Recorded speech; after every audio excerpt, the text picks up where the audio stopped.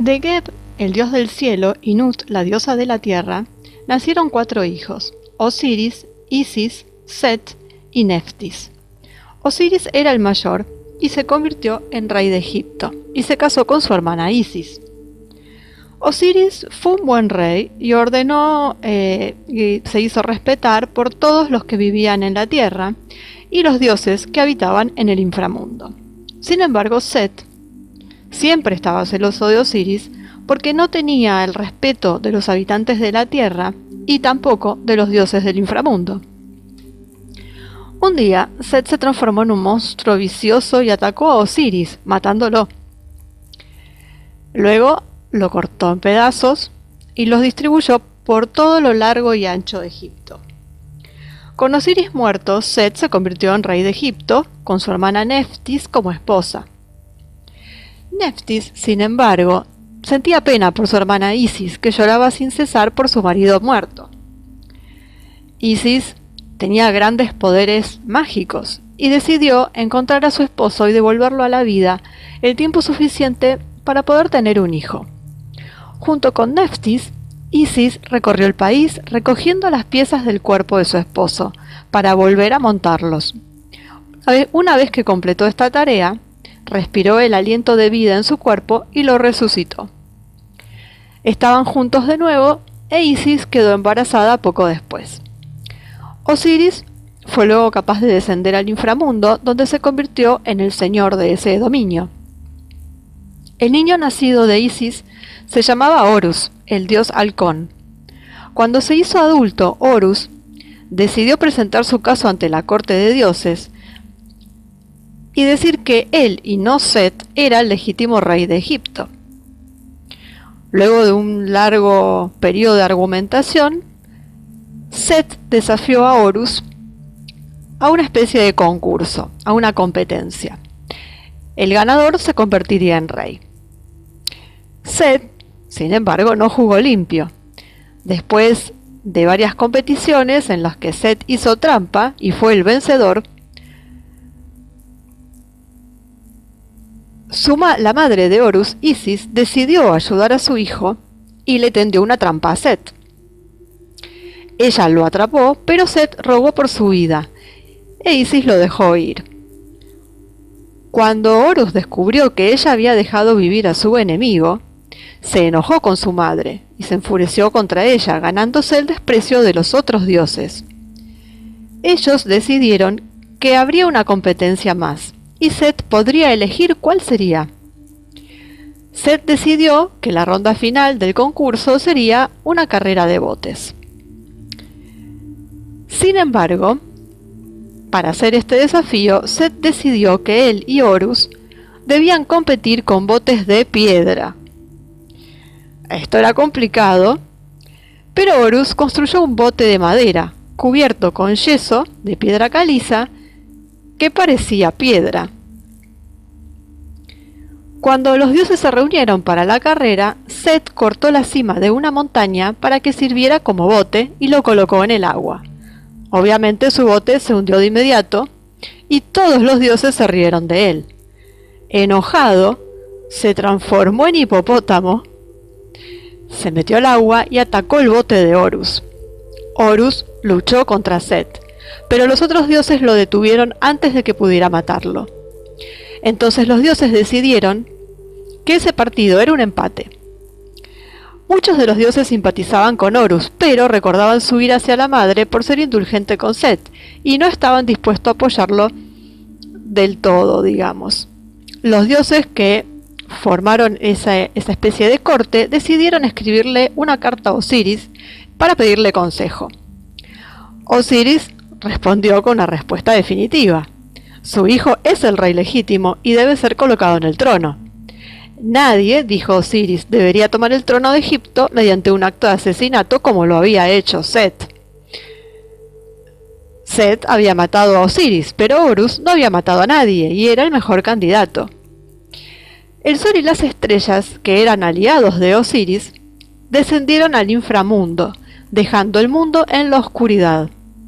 Finalmente, ante esto, los dioses acordaron que Horus debería reclamar su derecho de nacimiento como rey de Egipto.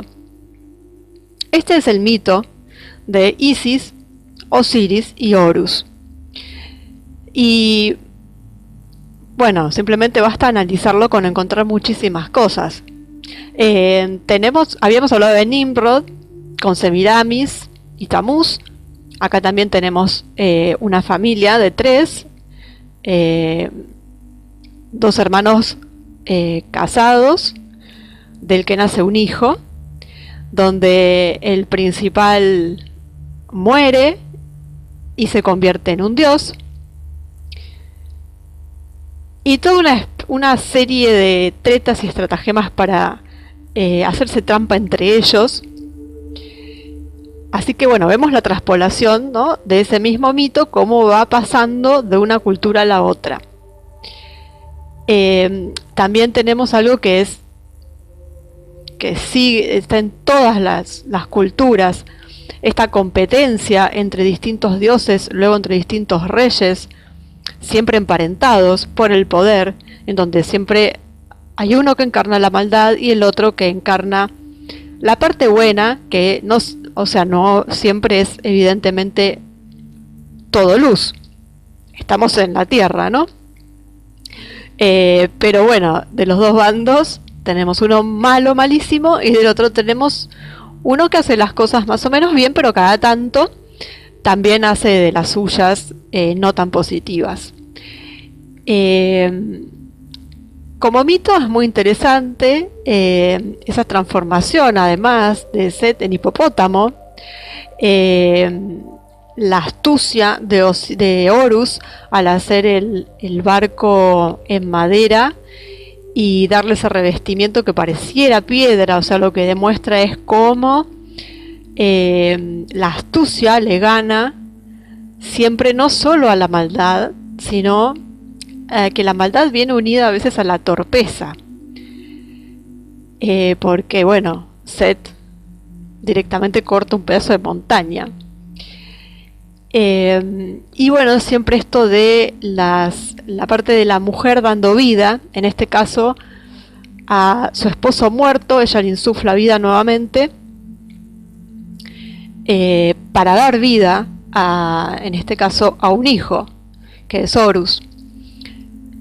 Y bueno, los poderes mágicos también, esas cuestiones ocultas, esos misterios ocultos, que en este caso vienen de la mano de Isis, y que pasó luego a la historia, y siempre las escuelas fueron de ocultismo, siempre con respecto a Isis. Siempre se hizo referencia a ella, a los misterios ocultos de Isis. Y bueno, esto de que también las estrellas y el sol dejaron al mundo en la oscuridad, nos hace pensar quizás en un eclipse, y siempre que hay un eclipse que suceden cosas que muchas veces fueron hitos históricos. Lo primero que me viene a la mente es la toma de Constantinopla con aquel eclipse, también muy astutamente utilizado por Mehmed el Conquistador, que al tener conocimientos lo utilizó. Así que bueno, es un mito. Acá no hay nada ni que nos hayan ocultado ni nada. Así pasó, así está escrito los jeroglíficos. Los mitos ocultan una parte de verdad, y en realidad lo que nos quieren transmitir es un mensaje sobre cosas mucho más profundas. Pero bueno, acá lo traía mucho más que para ver cómo se replicaba esta familia de Isis, Osiris y Horus en comparación con Semiramis, Nimrod y Tamuz, y que son esa trinidad, ¿no es cierto? Es una trinidad en definitiva, y la muerte y resurrección de uno de ellos, y que pasan al otro lado como dioses. En ambos casos, dioses de inframundo, porque en uno tenemos la versión de que se convierte en Baal, otros dicen en el sol. Bueno, ahí está ese tema, que depende de quién tomemos, ¿no? Pero de todas formas se transforma en un dios, y Osiris, que baja al inframundo en donde estaban todos los dioses, pero se convierte en el mayor de los dioses, en el que regentea ese mundo que está del otro lado. Y bueno, la referencia a Horus, al famoso ojo de Horus, que luego vamos a ver en otro video su contraposición con el ojo de Ra, el ojo izquierdo y el ojo derecho, porque siempre se habla del ojo de Horus, es el más famoso, el que representa la pineal. Pero también tenemos el ojo de Ra, que es el disco solar. Y cada uno tiene sus características. Lo masculino y lo femenino, bueno, eso va a ser objeto de otro video. Pero bueno, ya lo de Horus, que empieza a hacernos cada vez más familiar. La historia se empieza a tornar cada vez más familiar, porque son cosas que ya sí se hablaron mucho, si bien también tergiversado, pero ya son más conocidas por todos nosotros. Así que, bueno, esto es un punto más en el famoso mapa. Este es uno de los puntos del mapa de Q que venimos siguiendo, que está en la playlist de los ítems del mapa. Así que venimos siguiendo una línea de tiempo y de puntos en la historia, que son puntos trascendentales y puntos distorsionados, sobre todo, para echar un poco de luz en esos aspectos que son tan importantes para lo que fue la evolución de la humanidad. Y por supuesto que el mito de Horus, Osiris e Isis es un gran hito en la historia. Así que bueno, vamos a seguir con más ítems. Para los que solamente quieran ver los ítems y no les interese quizás ver otros videos, lo pueden seguir a través de la playlist de la página del canal. Ahí están puestos por orden los ítems del mapa de Q, que los vamos desarrollando de a poquito, un poquitito más extensos de lo que se hacen los vivos por una cuestión de tiempo. Y para, bueno, guardar así como si fuera un fichero, digamos, de acontecimientos históricos que se pueden ver por separado.